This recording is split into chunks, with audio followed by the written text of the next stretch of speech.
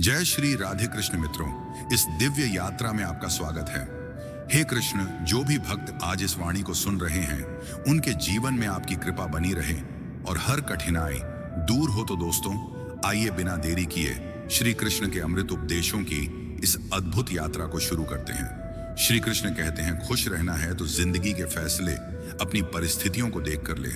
दुनिया को देखकर जो फैसले लेते हैं वह दुखी ही रहते हैं। कोई कुछ भी कहे, बस अपने आप को शांत रखो, क्योंकि सूरज की किरणें कितनी भी तेज क्यों ना हो, समुद्र को सुखा नहीं सकते। एक पंछी ने शिकायत की कि हे मेरे ईश्वर, बड़ी मुश्किल से मैंने घोंसला बनाया था, आपने तूफान भेज दिया और मेरा घर उजड़ गया। ऊपर से आवाज आई, तेरे घोंसले में सांप आया था तुझे खाने के लिए, इसलिए तूफान भेजा था ताकि तुम जाग जाओ और उड़ सको और तुम्हारी जान सुरक्षित रहे। हमारी जिंदगी में कितनी मुसीबतें आती हैं, हमें पता भी नहीं होता कि हमारा परमात्मा हमें किस तरह परेशानी से बचाता है।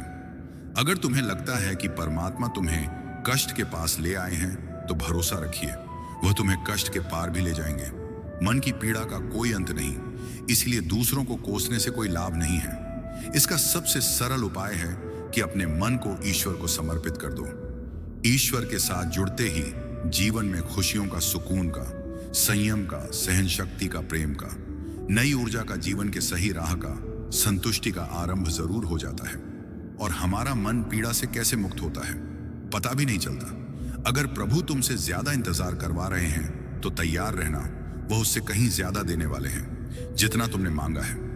जिस तरह लोग मुर्दे इंसान को कंधा देना पुण्य समझते हैं, काश इस तरह जिंदा इंसान को सहारा देना पुण्य समझने लगते तो जिंदगी आसान हो जाती। मत सोच इतना कि जिंदगी के बारे में जिसने जिंदगी दी है उसने भी तो कुछ सोचा होगा ना। आपका बीता हुआ कल भले ही कष्टों से भरा हुआ हो, पर आने वाला कल आपके हाथों में है। मन अंधा होता है, इसके पास अपना कोई ज्ञान नहीं होता। मन कुछ नहीं जानता और ना ही सही मार्गदर्शन करता है। इसलिए आप अंधे मन की बातें मानकर जरूरी कामों को टालना बंद कीजिए। आप हमेशा अपनी बुद्धि से काम लीजिए, मन से नहीं, क्योंकि अंधा मन हमेशा आपको जरूरी कामों को करने से रोक देता है। जब आप बुद्धि के जरिए जरूरी कामों को करना शुरू कर देंगे तो धीरे धीरे आपका मन आपका मित्र बनता चला जाएगा। लेकिन अभी आपका मन आपका दुश्मन बना हुआ है, जो आपको दिन पर दिन बर्बाद कर रहा है। मुंह पर सच बोल देने और गुस्सा कर लेने वाले लोग उन लोगों से करोड़ों गुना बेहतर हैं जो आपके सामने कुछ और हैं, पीठ पीछे कुछ और है। किसी का दर्द समझने के लिए इंसान के अंदर का इंसान होना जरूरी है।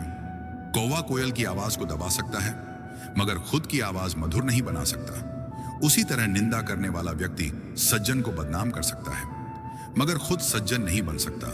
अगर अकेलापन है तो उसे एक वरदान समझो, क्योंकि परमात्मा ने तुम्हें खुद में सुधार लाने का थोड़ा अधिक समय दे दिया है। अकेले रहने का आनंद लेना सीखें, क्योंकि कोई भी हमेशा के लिए आपके साथ नहीं रहेगा।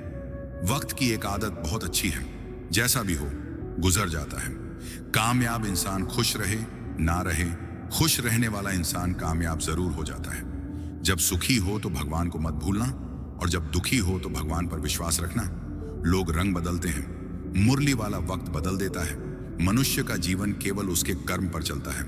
जैसे कर्म होते हैं वैसे ही उसका जीवन होता है। जो किया है वह अवश्य सामने आएगा, क्योंकि कर्म किसी के सगे नहीं होते। जिंदगी बहुत हसीन है, कभी हंसाती है तो कभी रुलाती है, लेकिन जो जिंदगी की भीड़ में खुश रहता है, जिंदगी उसी के आगे सिर झुकाती है।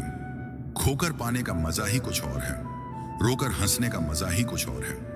हारना तो जिंदगी का हिस्सा होता है, लेकिन हारने के बाद जीतने का मजा ही कुछ और है।